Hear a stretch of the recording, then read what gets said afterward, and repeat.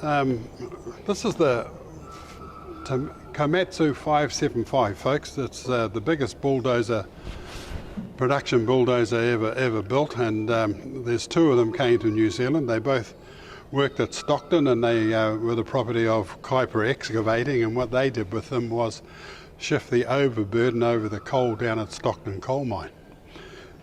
To get on this thing without this ladder arrangement on the side, there was a series of steps on the side of the blade arm down there, and you come up, there's a little rail there with a lever, with a handle on it. You come onto that, onto the tracks, there's another lever top of the tracks, and then you come up here, and you make your way up to this little cabin. And you are suitably impressed. So what you've got in front of you is just steel and more steel, and the whole lot's designed to shift dirt. Here's an old bit of footage of these two working together, two machines working together. I think they're pushing about 300 tonne of dirt. Amazing. So anyway, we'll have a look in this cabin.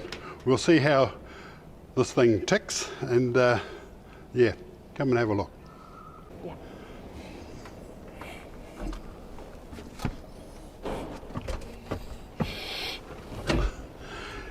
I remember, and they got the other one rebuilt and they got it going, and I was lucky enough to sit in the cab and drive it for about 100 metres and spin it around and bring it back.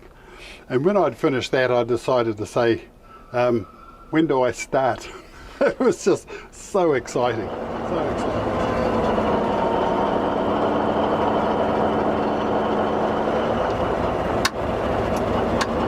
Which way do you want to go? You want to go forwards or backwards? Yep. Only one. I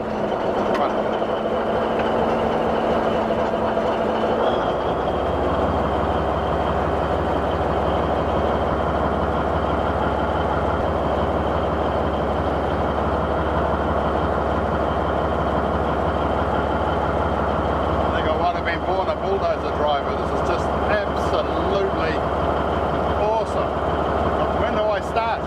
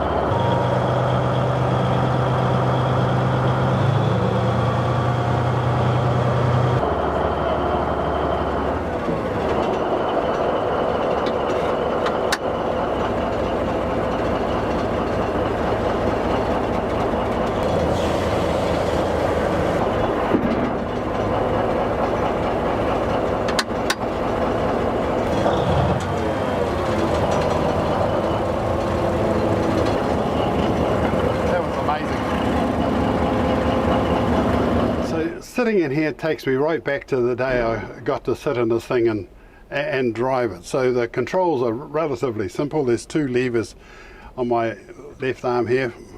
Push the first one, pull it back, and you spin left or spin right, and this one, the other side does it. So you can steer this thing with those. This little lever here is the gear lever, which is just into gear or backwards or forwards. And this one lifts up the blade, drops the blade. So when you start, you lift it up, vroom, and put it into gear, and off you go. What could be simpler?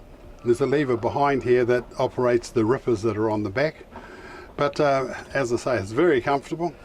There's a big switch here that sort of turns everything off. If you hear it, bang, everything just comes to a grinding halt. There's a radio to talk to the people you need to talk to. So the engine that's underneath those 3 air cleaners is a 12V170.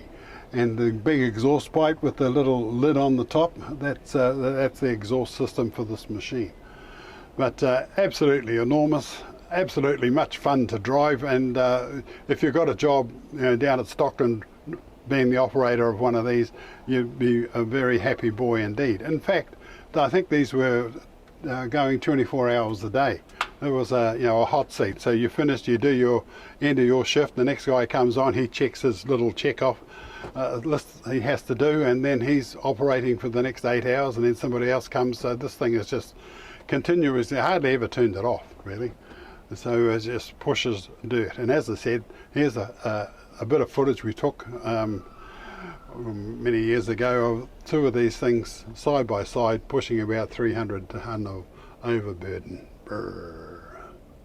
On the floor there's a brake. You just hit that and you stop, and that's pretty much it.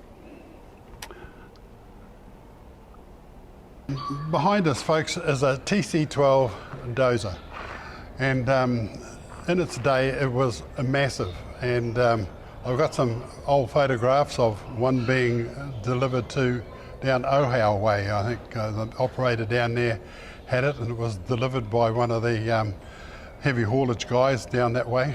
A very unique machine in that it's 2 dozers pretty much sort of strapped together, so when they go they're doing this. And Murray, what's your experience with these things?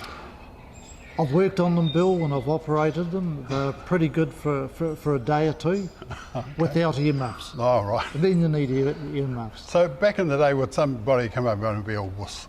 What do you got bloody earmuffs for? You listen to that beautiful noise. Yeah, that's right. Because there's 2 671s in there, I think. It is. Yeah. It is. Each half's got a 671 engine, Allison transmission, and another unique thing is the radiator's actually at the back of the machine. In reality, Bill, you can put one transmission into forward, the other in reverse, and just go round and round on the same spot. Yeah. Some years ago, when we started filming our program, about 2010, there's a bloke called Ray Shearing who got one of these things out of a lake, and so they drained the lake. It took them a couple of weeks to drain the lake, and then when all the water had gone, they got these big long steel poles and into the mud, donk donk, because they got the driver who roughly knew where it was, and boom, there it is. So they cleared all the mud off it, and then they hauled it out with a dozer and hauled it up the ramp they'd made, put it on a transporter, and took it back to Ray Shearing's place, where he was in the process of putting it back together. But it's still there. It still hasn't got to that stage quite yet, but it's one of these, and it's just interesting that, sort of 20 years later you dig it up out of a lake and you take it home. It's a massive achievement to do that. But the operation of these things, it's just like the dozers are old. You sort of pull a lever to turn left, pull a lever to turn right. No, not quite, Bill. No? You actually control your turning by accelerating one motor and deaccelerating the other. Oh, so there's no lever. So there's no lever for actual turning. So Murray, I think we should jump up onto that little seat there and have a close look at what all those levers do. Yep, sure. Well, here I am in the cafe, and it's just like going back to 1950. The chairs of the time, Formica I think it's all called, and the black and white floors. There's Elvis Presley over there, there's a jukebox over there, there's memorabilia behind me, that beautiful montage of cars behind me. There's even an old Dodgem. Remember the Dodgems that they used to show? Boom, boom, boom.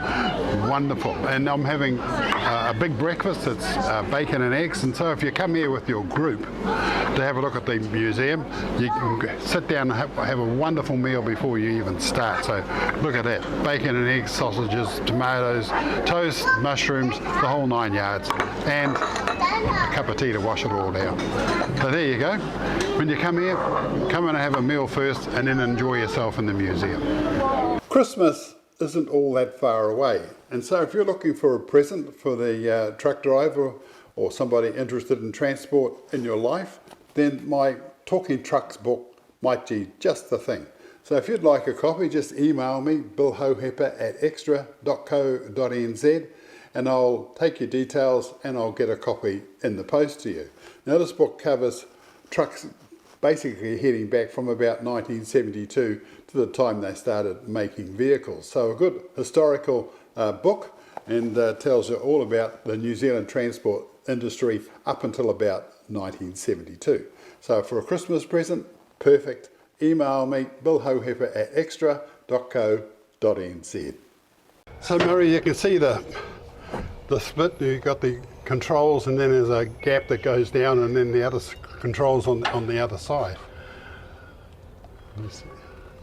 Actually, that's right, Bill. We've got the throttle controls are here. Blade control, gear levers, and so forth.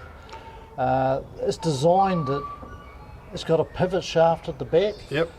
If you drive over a rock on the left-hand side, for example, only the left-hand side of the machine will be raised up. That's basically it. Do you have an accelerator? Yes, that's these the accelerators shove those here up, and that's where they just sit there and roar their heads off. Yep, and you can control that once you've got those accelerator levers up by these pedals. So you can push them down, and the pedals will allow the engines to idle. Right. Okay. Pull them back and they'll rev them up. So you can actually turn just by using those levers instead of going backwards and forwards like this all the time. Sure. Yeah. So you've got two machines, pretty much. Two basic machines, yes. So you're operating two machines at once. Yep, that's exactly what you're doing. Yeah. And these 671 engines, everybody who had anything to do with them just absolutely loved them. I love them. Yeah. Love the noise. Yeah. And then on the front there we've got the ropes that control the blade. And some old school guys prefer the ropes. They do. Over the hydraulics. But that, I guess, you're operating a blade with ropes. There's a feel to it. Yes, there is. If you're not careful, you'll break the rope. Really? Yeah. So that would brass you off, wouldn't it? That would brass you off. And Trevor Smith, who used to work for Colossus, yes. He's got lots of stories about broken ropes and things, and getting slapped on the hand by Dick Collis for breaking ropes. And then Dick had to show him how to drive the machine, the TC12, without breaking the ropes, and broke one immediately when he hopped on the machine. So did it himself. Yeah. Wow. But this is New Zealand history. I understand 8 of these came. That's correct. And they all worked in various parts of the country, doing various jobs, obviously. So but at the couple of years ago at the Wheels of Wanaka event, they had, I think, 2 of these working, and there was some great footage. Somebody put a GoPro or something behind the operator, and you could see him doing what he was doing, the machine going along. Well, I've got that footage, folks, so take a look at this bit of footage down at Wanaka, one of these things working. Behind us, Murray, there's another TC12 in a state of disrepair, and that was up here. I think it was in the Cambridge area, not far away. Yeah, that's correct, Bill. There was eight new TC12s sold in New Zealand, just like you said. That bulldozer was number 8. Oh, right. We used to own that in the Baker construction days. Yes. Became surplus to requirements, and it was sold on to a local farmer, Richie Hannon. He wanted to buy it, right or wrong, to pull a tree stump out of one of his farms. Right. We tried to buy it back to do it up. It was getting pretty run down because it sat out in the weather and he wouldn't sell it. But we've got it now, but it's just too far gone. Too far gone. So there it is, as a memorial to times gone by. Okay, Bill, should we start it up? So is there a process? You have to sort of, you've done all your checks. Yeah, there is. You've got fuel, you've got oil. Got fuel, oil, the coolant's at a good level. I've turned on the master switch. Yes. These actually stop the engine shut-offs. So they're locked in. So they're all be locked in. So we're almost pretty ready to start it. Oh, well, so what do we do to start? Is it an air start or just a... No, not on this one. Not on this one, Bill. We'll start the right-hand motor first. Yep.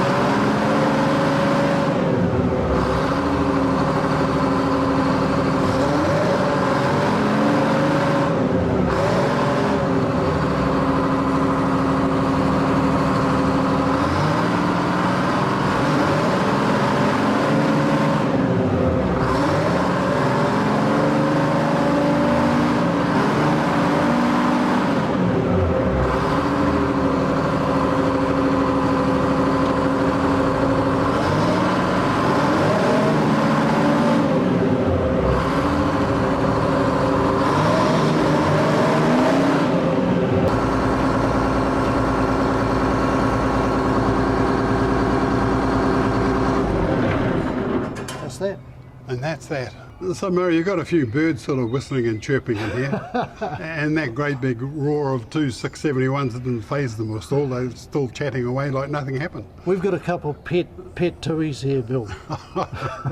So they're used to the noise. Yeah. But these Detroits had a nickname, bird scarers. Bird scarers. Yeah. Oh, yeah, okay. So the sparrows are gone. Fair enough. Anyway, folks, there you go. That's a little bit about the Ross Brothers earth moving equipment that they have. If you'd like to come and see this, there's the phone number.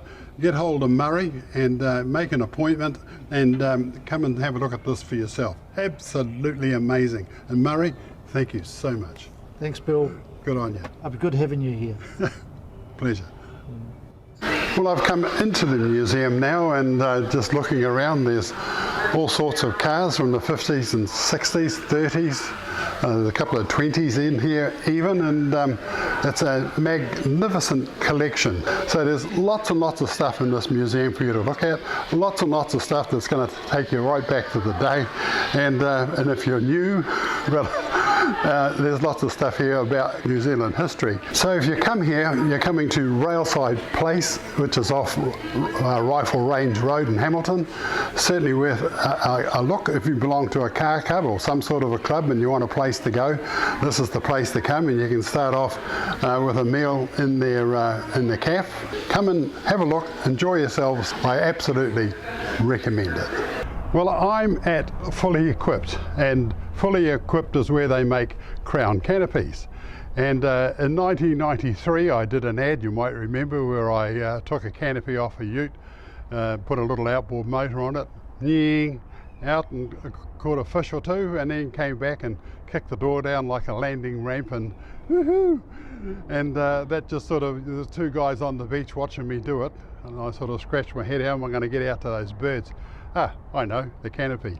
So that worked a real treat. Now we've done another ad. They thought 30 years on, it's time to do another one, and which I'll show you in just a minute. But first of all, this is where they make the canopies. It's a huge process they go through. It takes about a week, I think, for one canopy to sort of be completed from woe to go. And they make them of fiberglass. They polish this fiberglass, and it goes right through this whole factory and pops out the other end where they put in the windows, and then when it gets put on a ute, they do that here as well. They make sure everything's all waterproof, and then it's all finished, and the customer drives the ute away. And they've got a few utes stacked up around the back there waiting for their canopies. But one of the problems is the the ones that are coming over, the utes that are coming over from overseas, they get held up, and of course production lines here get held up. So this is one of the reasons why there's so many canopies behind me, is just waiting for the utes to come off the boat so they can fit them. So that's pretty much that. But crown canopies, you can do all sorts of things with them, as you know. But keeping your gear dry is one of them. You can go camping in them, of course. You can just sort of chuck a mattress on the back of your ute and have a bit of a snooze while you're four-wheel driving and things like that around the country. Would you like to come and catch a pig with me tomorrow? Yeah, that sounds great. Excellent.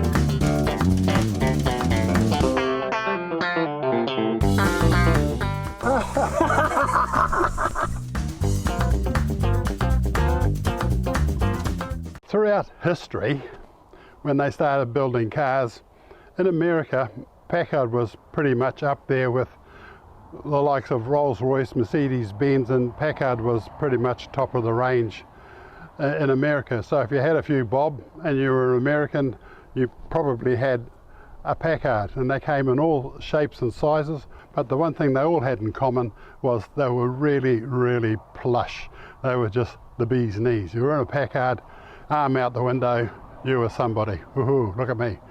But anyway, what we've got here is a Packard, and the year is exactly the same as my Studebaker, 1953, except it's way heavier than my puny old Studebaker. It's certainly got more bling than the Studebaker, and it's certainly bigger than the Studebaker. But just looking at this, it just looks like a cop car of the time. You can imagine a raspberry on the top. These would be sort of searchlights that you're looking for an address for, and but apart from that, that ends. So just going around the front here, great big enormous bumper, great big enormous overrider that sits on top of the bunker, big chrome grille, and Packard had a calling card, a logo if you like, where the grille actually does this, and then it does this little bit of a hoop and then back on the other side. So if you see some of the Packards, even with a small grille like that at the top, it comes in and then up and over like this one is. And that was the trademark of a Packard. The Studebaker actually joined with Packard in the 50s, and they tried to make a go of competing with the big three, Ford, Chrysler and Chev. But that all fell over, and of course the whole lot died away. Packard, Studebaker, Hudson, all those sorts of cars sort of disappeared heading towards the 1960s. But as I said, it's got plenty of bling on it. Inside here, it's got the straight 8 engine, which was pretty common to Packard. All the Packards, I think that most of them had a straight 8. Maybe they changed sort of after this car to a V8, but this one's got a straight 8 in it. Enormous thing. It's wide, it's long, and it's got Packard Thunderbolt written on it. And I think just for that reason, it makes this car really, really special. So coming to this windscreen, it's got a split in the middle, but I don't think it was supposed to be there. I guess the person who's owned it somewhere in its life has decided that they like the split windscreen idea, and so they've made it exactly that. Nice, enormous roof cover, and we come to the back, and we've got this a wraparound windscreen, but it's too, it's got, like the Studebaker used to have, these little splits in the windscreen. The Studebaker only had one. This has got two. And as I come round the back, it's got 1953. It's the beginning of the fin era. So here we have lovely little chrome fins, big tail light. What does that say? Packard, a fuel tank. And it's just like everything else of the time, it's just a little door that opens up. Mine opens up that way, this one opens that way. Long big string of chrome comes all the way back here, and then we start a double bumper at the back, and on the back here there's this great big Packard logo. In the boot, I'm sure I could sleep in there, but as the cars have come forward, the boots have got bigger and bigger and bigger, and some of the big modern Chevs and Pontiacs and cars like that, you sort of open up the boot and you can have a party in there. It's just enormous. And the back door, it's actually enormous. It's got this great big lip that comes out here, and you might remember the E.H. Holden. When it came out, it had this lip just underneath the window, so you actually had somewhere to put your arm. And so they thought of this in 1953, somewhere to put the passenger's arm out the window, or the Tommy gun if you're a gangster. But looking in here, it's very, very plush. And as I said, everything about Packard is plush. And this is no different. There's a ton of room in the back there. In fact, I'll get in. I'll just show you how much room is here. And it's got a little pad in the middle there. I can put my elbow on. And it's like sitting in a great big armchair. And the driver's, he's just rolling along. I'm sure it's got lovely suspension. So you just glide along the road. Anyway, let's have a look in this back seat. I'm sitting in the back of this. My feet go underneath the seat. My arm goes on the little armrest, and there's a ton of room. There's a little dice there. But everything in here is just absolutely plush. The headlining, the front seat, the dashboard, everything about this interior is making a statement. Easy to get out. And being a left-hand driver, of course, there's a ton of room for the driver. There's something about the steering wheels of this time. They were very thin. You see steering wheels these days, they're big fat things, but this was thin. And I had a 51 Studebaker, and it was the same. But what I found after sort of holding this for an hour and a half, wherever you were going, your hand sort of went, ooh, boy. But so the Studebaker I've got at the moment's got a leather cover over it, which makes it just that little bit better. But anyway, looking at the dashboard in front of me, we've got a clock, we've got a speedo, we've got fuel, oil, batteries, and the temperature. A starter just out the side here. Turn the key, push the starter. You've got lights and antenna. I guess if I pull that, the antenna goes up. That's flash. A lighter and a few other bits and pieces. A very flash air conditioning. A radio with big dice knobs. And this little doofer here, in America, the lights are normally hanging on wires. And what this does is reflect onto a little card what colour the light is. So the light's shining green, it goes through this, reflects onto here, and you know the lights have just changed. Because you've got to remember, a lot of American cars also had the sun visor sitting out the front, which, where's that light? Oh yeah. So having one of these things in your car just made life a lot easier when you come to the lights. But I just love looking up the duck's bum in the front. It must look fantastic going towards the Southern Alps with a big snowy outlook with that heading along, leading the way. Amazing.